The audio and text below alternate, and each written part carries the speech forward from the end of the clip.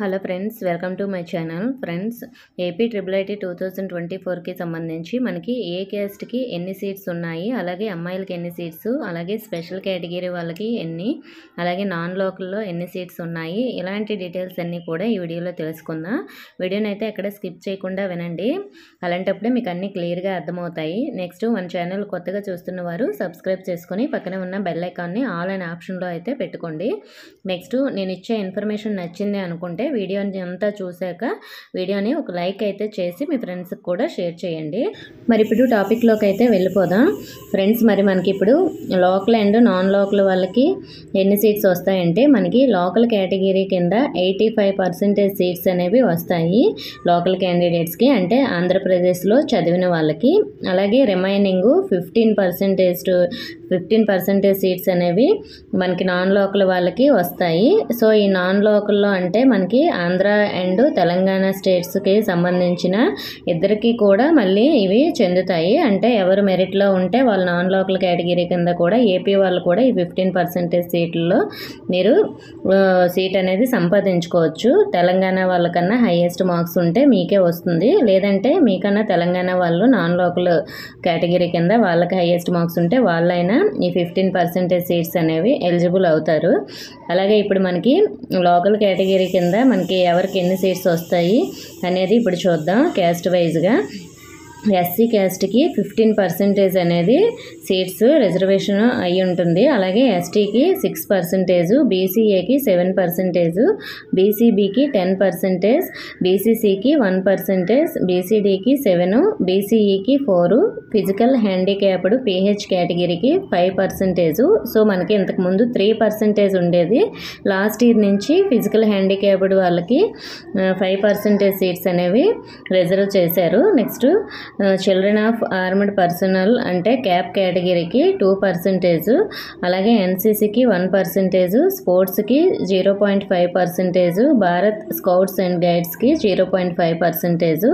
So వీళ్ళకైతే ఇలా మనకి సీట్స్ అనేవి కేటాయించారు. సో ఇప్పుడు నేను చెప్పే అన్ని రిజర్వేషన్లో గర్ల్స్కి మళ్ళీ అందులో సపరేట్గా 33 and 1/3% సీట్స్ మనకి వస్తాయి. సో మరి ఇప్పుడు అబ్బాయిలకి అమ్మాయిలకి మనకి ఎన్ని సీట్స్ అనేవి ఇప్పుడు చూద్దాం. మనకి టోటల్గా 4400 సీట్స్ ఈడబ్ల్యూఎస్ కేటగిరీతో కలిపి. సో మనకి ఓపెన్లో 1800+ సీట్స్ అనేవి వస్తాయి. అలాగే ఎస్సీ కేటగిరీకి మనకి 15% సీట్స్ అన్నాను కదా, అంటే 600 సీట్స్ అనేవి వీళ్ళకి 4000 సీట్స్లో వస్తాయి. ఈ 600 సీట్స్లో మనకి అమ్మాయిలకి ఎన్ని సీట్స్ వస్తాయంటే 198 సీట్స్ అనేవి ఓన్లీ అమ్మాయిలకే ఇస్తారు. మిగతా అన్ని సీట్స్కి మళ్ళీ అమ్మాయిలు అబ్బాయిలు ఎవరు మెరిట్లో ఉంటే వాళ్ళకి ఇస్తారు. అంటే మీకు అర్థమైంది అనుకుంటున్నాను. 600 సీట్స్ ఎస్సీ క్యాస్ట్కి ఉన్నాయంటే అందులో 198 సీట్స్ అనేవి ఓన్లీ అమ్మాయిలకే ఇచ్చేస్తారు. వాళ్ళకి మార్క్స్ తక్కువ ఉన్నా సరే, అంటే ఎవరు అమ్మాయిల్లో మెరిట్లో ఉంటే వాళ్ళకి. అదే మిగతా సీట్స్ ఈ 600లో మనకి 198 తీసిగా మిగిలిన సీట్స్ ఉంటాయి కదా, సో ఆ సీట్స్ అనేవి మళ్ళీ అమ్మాయిలు అబ్బాయిల్లో ఎవరు మెరిట్లో ఉన్నారో చూసుకొని కూడా అక్కడ కూడా ఇద్దరు ఎలిజిబుల్ అవుతారు. నెక్స్ట్, ఎస్టీ క్యాస్ట్కి సంబంధించి 6% సీట్స్ 240 వస్తాయి. ఎస్టీ క్యాస్ట్కి మనకి 4000 సీట్స్లో 240 సీట్స్లో ఓన్లీ 80 సీట్స్ అనేవి అమ్మాయిలకే ఇచ్చేస్తారు. మిగతా సీట్స్ అమ్మాయిలు అబ్బాయిలు ఇద్దరు కూడా ఎలిజిబుల్ అవుతారు. సో మనకి ఈ రిజర్వేషన్ అనేది ఇక్కడే కాదు, ఇలా అమ్మాయిలకి స్పెషల్గా రిజర్వేషన్ ఉంటుంది కాబట్టి ఏ జాబ్స్కైనా కూడా ఇలానే ఉంటాయి. నెక్స్ట్, బీసీఏకి 7% కదా, 280 సీట్స్. 280లో 94 సీట్స్ అనేవి ఓన్లీ అమ్మాయిలకు వస్తాయి.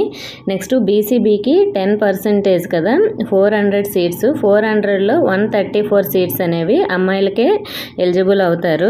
నెక్స్ట్, బీసీసీకి 1% కదా, సో 1% అంటే 40 సీట్స్ వస్తాయి. ఈ 40లో 14 సీట్స్ అనేవి అమ్మాయిలకు వస్తాయి. నెక్స్ట్, బీసీడీలో 7%. 7%లో 280 సీట్స్ మనకి టోటల్ సీట్స్ కదా, అంటే ఈ 280లో 94 సీట్స్ అనేవి బీసీడీ క్యాస్ట్ అమ్మాయిలకి అయితే వస్తాయి. నెక్స్ట్, బీసీఈలో 4% కదా, ఈ 4%కి టోటల్గా బీసీఈ క్యాస్ట్ వాళ్ళకి 160 సీట్స్ అనేవి వస్తాయి. సో అందులో 160లో 54 సీట్స్ అనేవి ఓన్లీ బీసీఈ అమ్మాయిలకి అనేవి వస్తాయి. మిగిలిన సీట్స్ బీసీఈ క్యాస్ట్ అమ్మాయిలకి అబ్బాయిలకి వస్తాయి. నెక్స్ట్ పీహెచ్ కేటగిరీకి సంబంధించి మనకి 5% సీట్స్ అంటే 5% అంటే 200 సీట్స్ అనేవి మనకి పీహెచ్ కేటగిరీ కింద వస్తాయి. సో మరి మనకి 200లో ఓన్లీ అమ్మాయిలకి పీహెచ్ సర్టిఫికేట్ ఉన్న వాళ్ళకి మనకి 67 సీట్స్ దగ్గరికి అయితే మనకి అమ్మాయిలకే ఇస్తారు. మిగిలినవి పీహెచ్ కేటగిరీలో ఉన్న అబ్బాయిలకి అమ్మాయిలకి వస్తాయి. నెక్స్ట్ క్యాప్ కేటగిరీ కింద 2% సీట్స్ అనేవి మనకి ఉన్నాయి కదా, ఇందులో మనకి 80 సీట్స్ టోటల్గా వస్తాయి. ఈ 80 సీట్స్లో ఓన్లీ అమ్మాయిలకి క్యాప్ కేటగిరీ అమ్మాయిలకి 27 సీట్స్ అనేవి ఇస్తారు. అంటే మనకి ఎన్సీసీకి సంబంధించి 1% ఉంది కదా, మనకి 4000లో 1% అంటే 40 సీట్స్ అనేవి మనకి ఎన్సీసీ సర్టిఫికేట్ ఉన్న వాళ్ళకి వస్తాయి. అలాగే ఎన్సీసీ సర్టిఫికేట్ ఉన్న అమ్మాయిలకి ఈ 40లో 14 సీట్స్ అనేవి సపరేట్గా ఇచ్చేస్తారు. మిగిలిన 40 సీట్స్ 14 తీసిగా మిగిలిన సీట్స్ అనేవి ఎన్సీసీ సర్టిఫికేట్ ఉన్న అమ్మాయిలకి అబ్బాయిలకి ఇద్దరికి కూడా ఎలిజిబుల్ అవుతారు. నెక్స్ట్ స్పోర్ట్స్ కేటగిరీకి సంబంధించి మనకి 0.5% అంటే టోటల్గా 20 సీట్స్ అనేవి వస్తాయి. ఈ 20 సీట్స్లో స్పోర్ట్స్ సర్టిఫికేట్ ఉన్న అమ్మాయిలకి 7 సీట్స్ అనేవి తీసేస్తారు. మిగిలిన సీట్స్ అనేవి మనకి అమ్మాయిలకి అబ్బాయిలకి స్పోర్ట్స్ సర్టిఫికేట్ ఉన్న అందరూ కూడా ఎలిజిబుల్ అవుతారు.